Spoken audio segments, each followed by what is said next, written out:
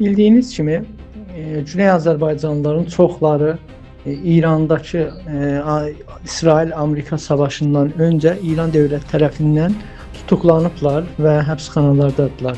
Və son gələn bilgilərə görə bu dəyərli milli fəallarımız ağır durumdadılar. Bunu bildirmək lazımdır ki, İranda sistem belədir ki, vəziyyəti çətin duruma düşəndə oradakı güclü fəallar və ya güclü hərəkətlər ola bilər. Onlara bağlı olan insanları tutuklayıb öncədən tədbirini alırlar ki, gələn günlərdə bunların tərəfindən bir baskıya və ya şəra qalmasınlar.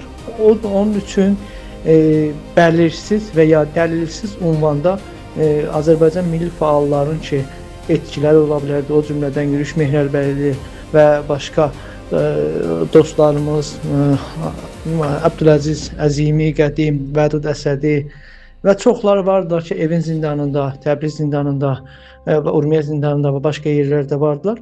Hakimiyyət tədbir olaraq bunları bəlirsiz nədənlə tutuklayıb, zindanda saxlayıb ki, ehtimali etirazların və ya hakimiyyətə yaratdıkları projelerin qarşısını ala bilər. İndiki durumda da genel olaraq başqa zindanlarda da başqa millətlərə aid və ya cərəyanlara aid olan məhbusların da durumu çox yaxşı deyil və İran tərəfindən hər gün baskıya məruz qalırlar və bu bəlirsiz durumda da təbii olaraq həm İrandakı genel yaşayan millətlərin və fəalların durumu da yaxşı deyil deyə həbsdəki olanların daha ağır durumdadır. Bilirsiniz ki, İran bir həm ekonomi baxımından, həm savaşdakı olan durumundan ağır vəziyyətdədir. Millətin durumu bu bahalığın qabağında hər əşyanın, cinslərin daha baha olduğu üçün yaşayışları fəlc ya iflic halətində düşmüş durumdadır, işsizlik və qarma-qarışıq da get-get davam edir. Bir sıra propaganda yarasınlar deyə insanları xiyabanlara çəkiblər ki, güya ki, hakimiyyətdən və İran dövlətindən himayət edirlər. Bunların da nə üçün xiyabanlara gəlməkləri və hakimiyyətə dəstək verməli hər kəs üçün bəllidir və bu geçici olaraq da keçmiş dövrdə də diktator sistemləri bu yöntemlərdən də istifadə edirlər və əlindəki olan propaganda dəstgahı, yəni özlərinə aid olan rəsanə və ya media ilə də millətə pompaj yaratırlar ki, biz güya güclüyük, dünyaya meydan oxuyuruq, Amerikanı, İsraili diz çöktürmüşük. Halbuki hər kəs üçün bəllidir ki, İranın durumu nə cürdür? Get-get bir savaşa, bəlirli olmayan bir savaşa özlərini soxublar ki, gün-gün hər şeyləri məhv olur. Və yaxın gələcəkdə də nə durumda olduqlarını hər kəs görəcək, İranın nə durumda olduğunu.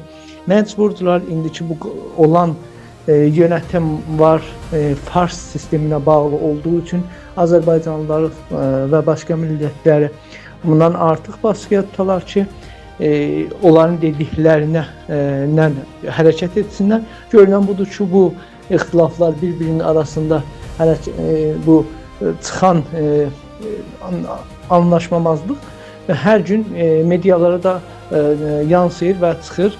Bunun da sonucu həm millət üçün və həm oradakı diktator sistemi üçün çox pis olacaq və umudumuz budur ki, bu gedişat millətlər üçün xeyirli olsun. O da bundan asılıdır ki, insicamlı təşkilatlar yaranmayla, millətlərlə bir-birinin arasında diyaloq qurmayla, hər millət öz haqqını savunmayla yaxşı bir gələcək təyin etsinlər. İndiki durumda Amerika ilə İsrailin və İran arasında gedən müzakirələr görünən budur ki, sürəcək.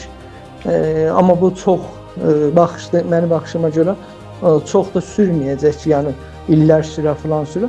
Ən azı 2-3 ay içərisində hər nə olursa bəlli olacaq. Bu durumda milli fəalların və mübarizlərin görevləridir ki, öndə gedən fəallarımıza, mübarizlərimizə dəstək versinlər.